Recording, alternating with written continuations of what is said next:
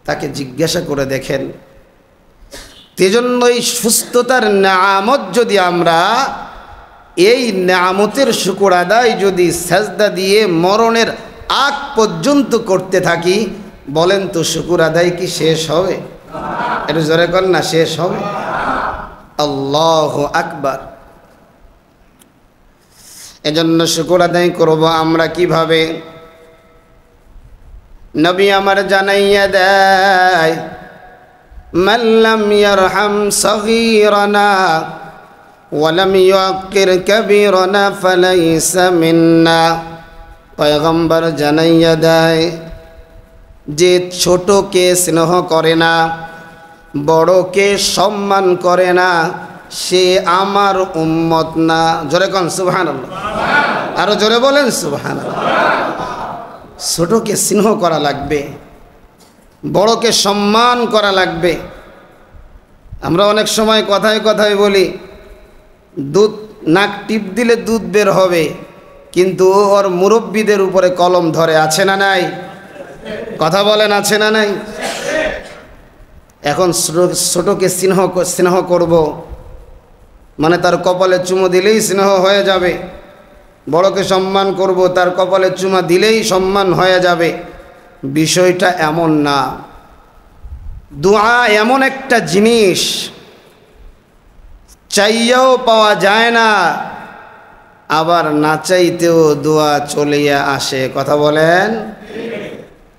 যেমন মনে করেন একজন মুরব্বী, আপনিও জুমার নামাজের জন্য বসছেন, আপনার পাশে আরেকজন মুরব্বীও বসছে।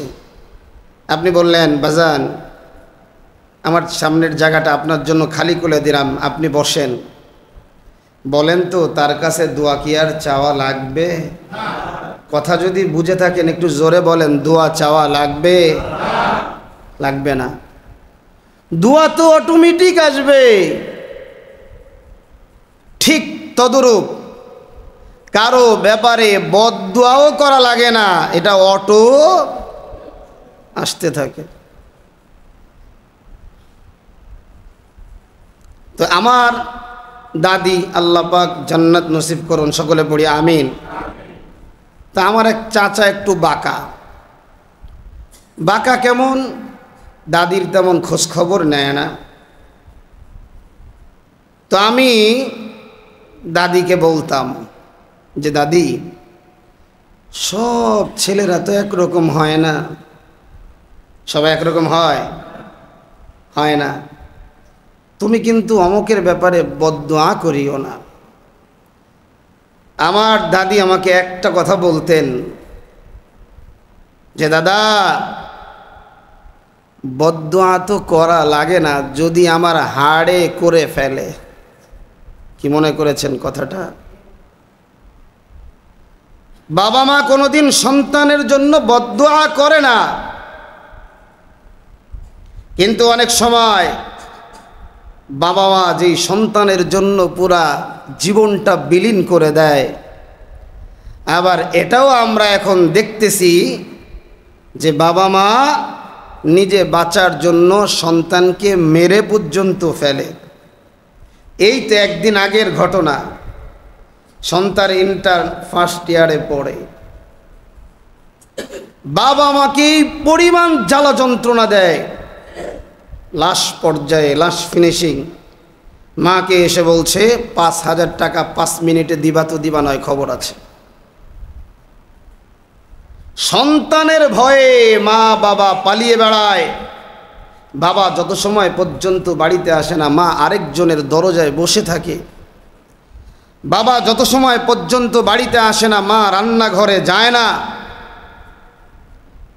এই সন্তানের কারণে লাস্টে বাবা আর মা দুইজনে মিলে সন্তানটাকে হত্যা করে দুইজন থানায় গিয়ে হাজির হয়েছে যে সন্তান মেরে ফেলেছে, আমাদেরকে অ্যারেস্ট করে। কত কষ্টে সন্তান নষ্ট হওয়ার পিছনে বাবা মার দায়বদ্ধতা কম নয়। সন্তানকে আপনি কি খাওয়াচ্ছেন? জুলুমের টাকা খাওয়াচ্ছেন? সুদের টাকা খাওয়াচ্ছেন, হারামের টাকা খাওয়াচ্ছেন, কি খাওয়াচ্ছেন সন্তানটাকে বোঝার চেষ্টা করেন। এজন্য দোয়া বারবার চেয়েও অনেকে পায় না, আবার অনেকের দোয়া চাওয়াও লাগে না, অটো দিল থেকে দোয়া চলে আসে। কথা বলেন ঠিক কি না? এজন্য নবী বলেন, যে বড়কে সম্মান করে না, ছোটকে স্নেহ করে না, আলেমকে তাজিম করে না, সে আমি নবীর উম্মত না। জোরে কন্যা নাউজুবিল্লাহ। এজন্য নবী একটা হাদিসের ভিতরে বলেন, কুন আলিমান আও মুতাআল্লিমান আও মুস্তামিআন আও মুহিব্বান। নবী বলেন, আলেম হও, আলেম হতে পারো নাই, আলেমের ছাত্র হও। সবাই আপনারা আমার ছাত্র।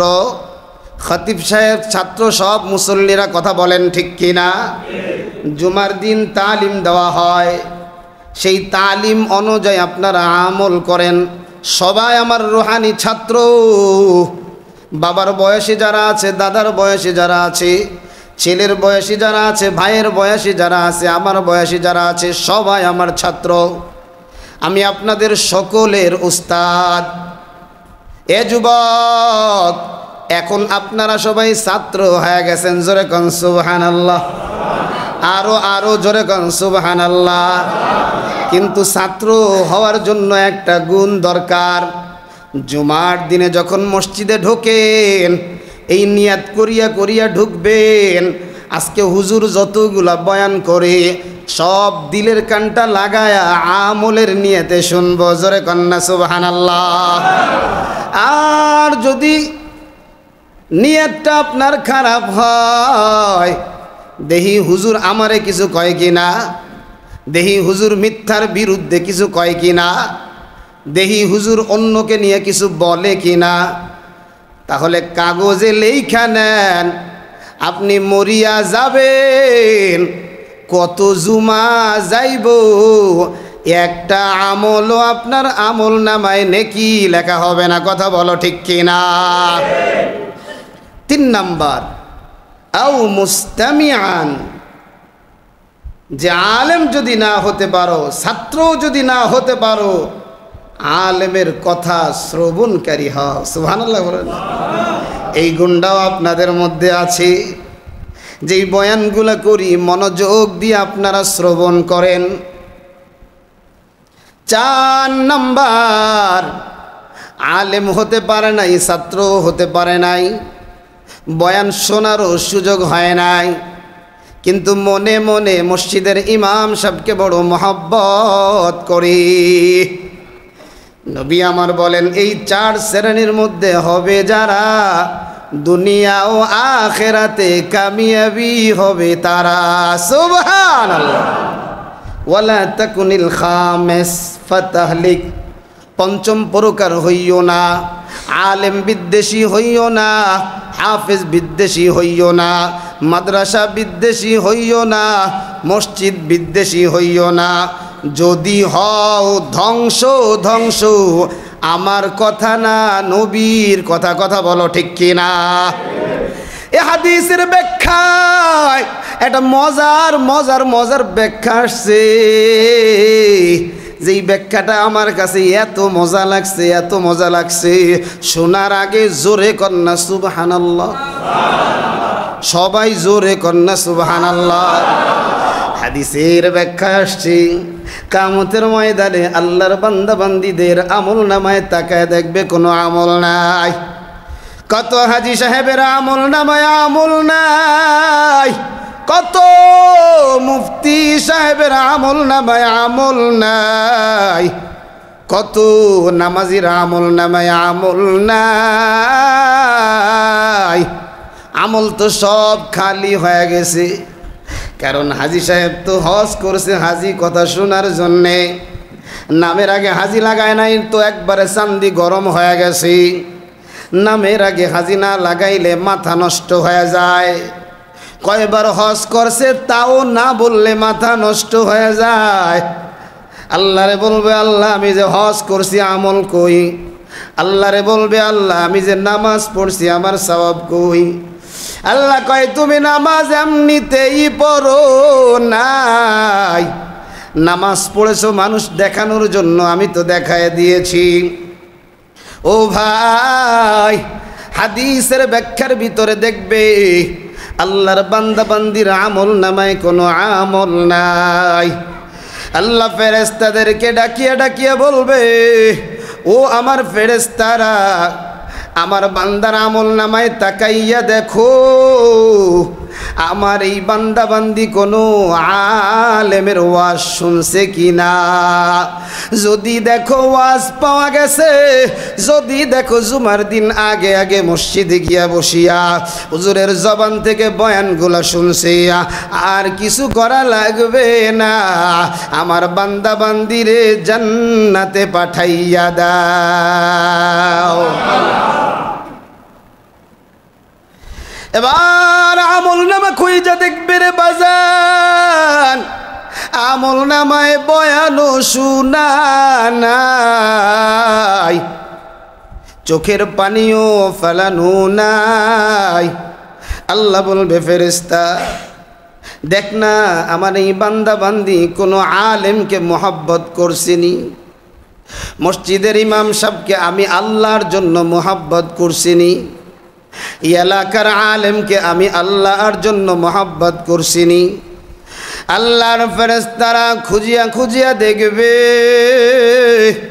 আল্লাহর বান্দা বান্দি হয়তো বা আলেমের কাছে যাইতে পারে নাই, কিন্তু মসজিদের ইমাম সাহেবকে নিজের জীবনের চাইতে আল্লাহর জন্য মোহাব্বত করে। ফেরেশতারা যখন খুঁজিয়া খুঁজিয়া পাবে রে বাজান, ডাক দিয়া বলবে আল্লাহ আপনার বান্দা বান্দির আমল নামায় আলেমের মোহাব্বত পাওয়া গেছে। আল্লাহ বলবে আর দেরি করিস না, তাড়াতাড়ি আমার বান্দা বান্দিরে জান্নাতে দিয়ে দে। সুবহানাল্লাহ। এই জন্য বাজান সব কিছু যিনি করেন তিনি কে? একটু জোরে বলেন কে? মুরগির নিচে অনেকগুলা ডিম, মুরগি দুইটা পাখনা দিয়ে তাওয়া দেয়, আমাদের গোপালগঞ্জের ভাষায় বলে দেয়। এই ডিমগুলা দেয়, কত সুন্দর করে দেয়। আপনি যদি 1 2 3 4 5 6 7 8 9 10 এরকম সিরিয়াল দিয়ে দিয়ে লেখা দেন, 10 মিনিট পরে উল্টায় দেখবেন 5-এর জায়গা 9 আইছে। কথা কন ঠিক কিনা? দেয় কি জন্য? দেয় মুরগি যখন দেয় আস্তে আস্তে ডিমের মধ্যে বাচ্চা আসে কি আসে না?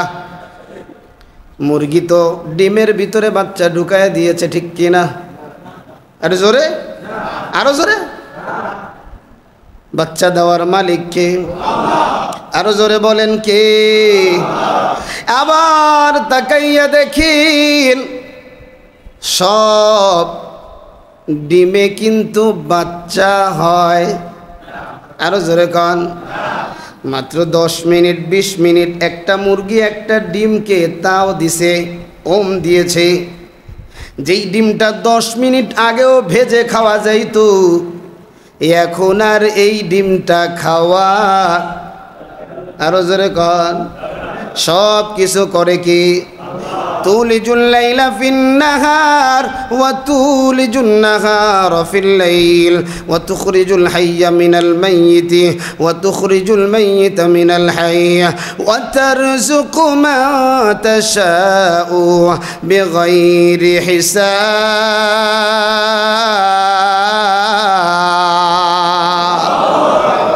এ যুবক ভাই, মুরগির গরম তাওয়া ডিমের ভিতরে পড়েছে, আবার নেক নজর ডিমের ভিতরে পড়ার কারণে ডিমের ভিতরে বাচ্চা চলিয়ে আসছে। আহারে যুবক ভাই, কুমিরে বাচ্চা দেয় কেমন করে জানেননি? কুমির একটা ডিম পাড়ে, ডিম পাড়ার পরে ধরেন 10 হাত দূরে চলিয়ে যায়, 10 হাত দূর থেকে ডিমের দিকে এমন ভাবে একটা নজর দেয়, নজর, ওই নজরটা ডিমে যখন পড়ে ওই ডিম থেকে বাচ্চা বের হইয়া কুমিরের সামনে হাজির হয়ে যায়। আরো জোরে, আরো জোরে।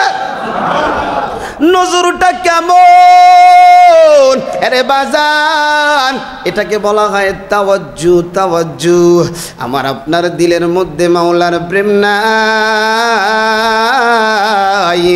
আমার মৌলার মহব্বত নাই।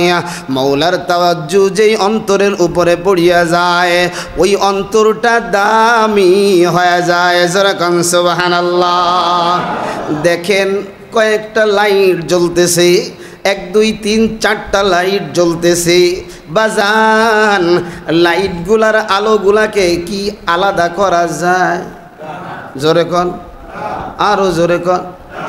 আরে বাজান সব অন্তরে মাওলার তাওয়াজ্জু পড়ি না, তবে যেই অন্তরের ভিতরে তাওয়াজ্জু পড়িয়া যায় আশেপাশে সবাই পাশাপাশি বসা, আল্লাহ একটা অন্তরের ভিতরে তাওয়াজ্জু দিয়ে গোটা মসজিদের মুসল্লি গুলারে আল্লাহ পাক মাফ করিয়া দেয়। এই জন্য বাজান এই অন্তরের ভিতরে আর কাউকে ঢুকানো যাবে না, আমার মৌলার প্রেম ঢুকাইতে হবে।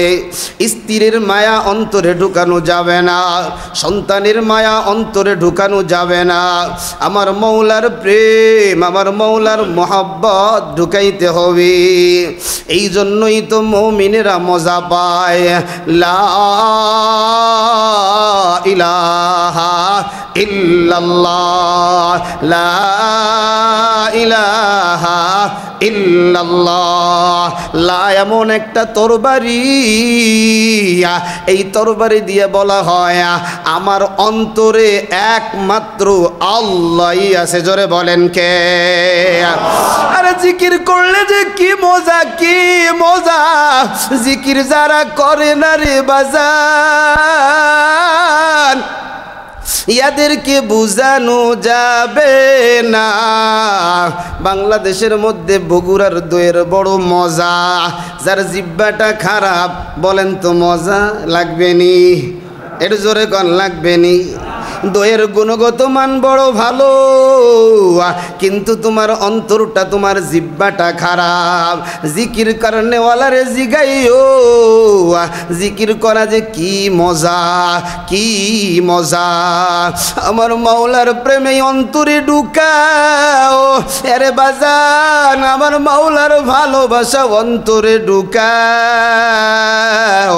আমার মাওলা বলে বান্দা আসমান জমিন চন্দ্র সূর্য ফেরেশতা কত কিছু আমি বানাইলাম, ও গোলাম আমি কোনো জিনিসকে ভালোবাসি না, আমি কাউকে চাই না, আমি কেবলমাত্র শুধুমাত্র তোমাদেরকে ভালোবাসি। সুবহানাল্লাহ। আল্লাহ বলে লাম ইয়ালিদ ওয়া লাম ইউলাদ, আমার ছেলেও নাই আমার মেয়েও নাই, ও বান্দা আমার কেউ নাই, শুধু তোমরাই আমার প্রিয়। আমি সব সময় তোমাদের দিকে তাকাইয়া থাকি। বান্দা তুমি যখন আমি আল্লাহর দিকে 1 বিঘা দাগাও, আমি আল্লাহর রহমতটা তোমার দিকে 1 হাত আগায়া যায়। ও বান্দা তুমি যখন আমার দিকে 1 হাত আগাও, আমি মৌলার দয়া মায়া ভালোবাসা রহমত তোমার দিকে 2 হাত আগায়া যায়। ও বান্দা তুমি যখন আমার দিকে হেঁটে হেঁটে আগাও, আমি মৌলার দয়া ভালোবাসা রহমত তোমার দিকে দৌড়ায়া দৌড়ায়া আগায়। রে আমার গোলাম তোমারেই আমি চাই, তোমারে আমি ভালোবাসি, কিন্তু তোমার অন্তরের ভিতরে সন্তানরে ঢুকায়া রাখলা, তোমার অন্তরের মধ্যে টাকারে ঢুকায়া রাখলা, তোমার অন্তরের মধ্যে স্ত্রীরে ঢুকায়া রাখলা, আমি মাওলার জন্য একটু জায়গা রাখলা না। ও বান্দা আমি তোরে কি পরিমাণ ভালোবাসি বান্দা, আমি তোরে ফজরে ডাকি, আমি মাওলা তোরে ফজরেও পাই নাই, আমি জোহরে তোরে ডাকি, আমি মাওলা তোরে জোহরেও পাই নাই, আমি মাওলা তোরে আসরে ডাকি, আমি মাওলা তোরে আসরেও পাই নাই, আমি মাওলা তোরে মাগরিবেও ডাকি, আমি মাওলা তোরে মাগরিবেও পাইলাম না, আমি মাওলা তোরে আশায় ডাকি, আমি মাওলা যখন তোরে পাই না, আমি মাওলা তখন শেষ রাত্রিয়া প্রথম আসমানে তোর অনেক কাছে আইসা তোরে ডাকিয়া, আলা মিন মুস্তাগফিরিন ফাগফির আলা, আলা মিন মুস্তারজিকিন ফারজুক আলা, আমি মাওলা তোরে এত ডাকা ডাকলাম, ও বান্দা কই কই কই, এ যুবক ভাই কলিজার টুকরা বুড়া বাবা, দিলটা একটু লাগাইয়া দেওয়া, ওই কবরের মধ্যে থুইয়া আমার আপনার আত্মীয় সুজনেরা ঘরে গিয়া বাতি জ্বালায়, আমার আপনার কবরে কেউ বাতি দেয় না,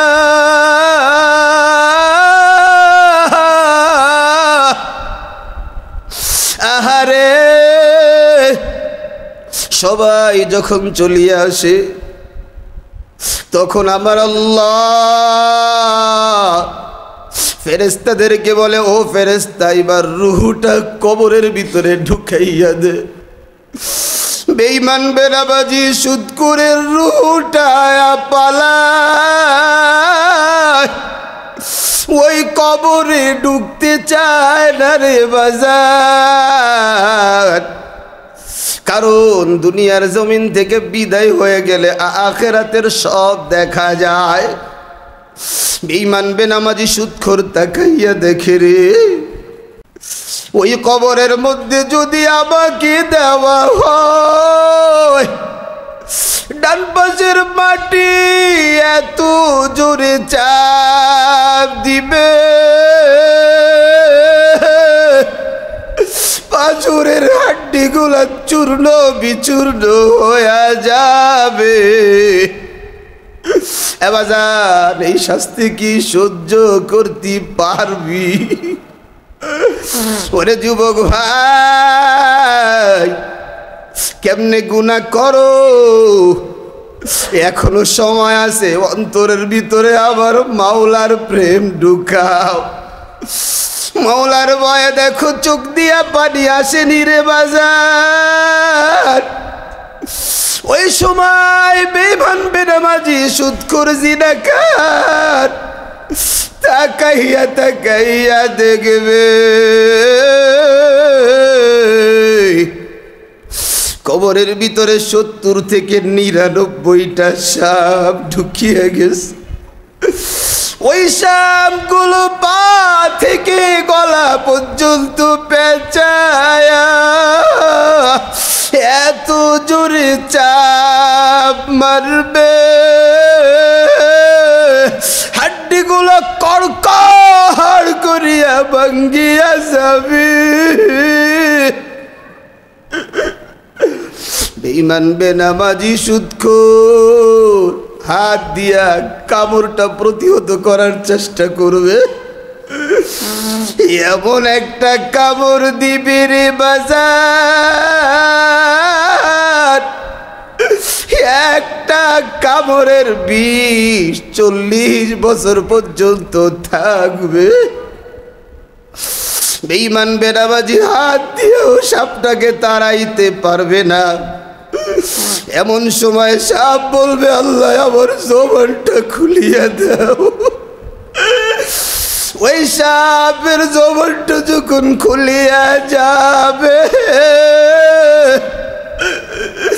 সাপ নাফরমান। জুমার বয়ানে এত কাঁদছি যার পরেও তুই ঠিক হইলি না, এত বয়ান শুনলি আর পরেও আমল ঠিক করলি না, দিলের মধ্যে মাওলার প্রেম ঢুকাও না। এই জন্য এই কবরে তোর এত শাস্তি। এরে বাজান খেয়াল করে দেখো, ওই দিন সব দেখতে পাইবা। ওই কবরের মধ্যে জাহান্নামের আগুন। ওই কবরে ছেলেও নাই, মেয়েও নাই, ভাইও নাই, বোনও নাই, মাও নাই, বাবাও নাই। ওই কবরে আমার মাওলা সারা আর কেউ নাই।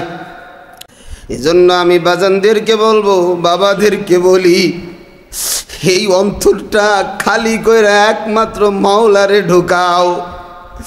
এই অন্তরের ভিতরে আর কাউরে জায়গা দিও না। অন্তরটারে ভাঙিয়া চুরিয়া একমাত্র আমার মাওলারে ঢুকাও। আল্লাহ আপনি আমাদের সবাইরে মাফ করিয়া দেন, জোরে কোন আমিন। আল্লাহ আপনার পাগলেরা কেমনে কান্দে আপনার ভয়, কবরের ভয়, জাহান্নামের ভয়। আল্লাহ সব কান্নাওয়ালাদের চোখের পানিগুলা কবুল করিয়া নিয়া এই মসজিদের সব মুসল্লি এবং এলাকাবাসী সবাইরে আপনি মাফ করিয়া দেন। আজকে যতটুকু আলোচনা হলো, আল্লাহ পাক আমাকে আপনাকে সকলকে আমল করার তৌফিক দান করেন, পড়ি আমিন।